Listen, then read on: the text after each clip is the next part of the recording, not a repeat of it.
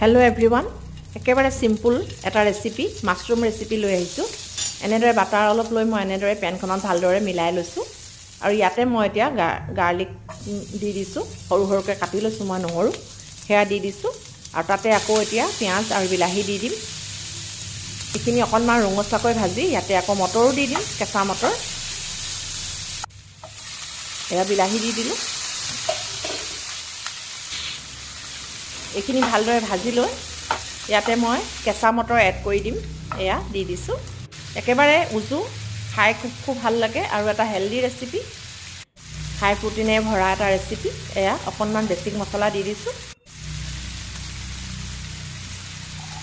এতিয়া ইয়াতে মাছৰুমখিনি দি দিম, দি ভালদৰে লৰাম আৰু তাতে অকণমান গৰম পানী দি, এনেও মাছৰুম কোমলেই থাকে, পটককৈ সিজে। এয়া মাছৰুম দি দিলোঁ। এইখিনি এতিয়া ভালদৰে তল ওপৰ কৰি লৰাই লৈছোঁ। এয়া পানী অকণমান দি গ্ৰেভি বনাই লৈছোঁ। খাব এনেদৰে, খুব ভাল লাগে ঠাণ্ডা বতৰ।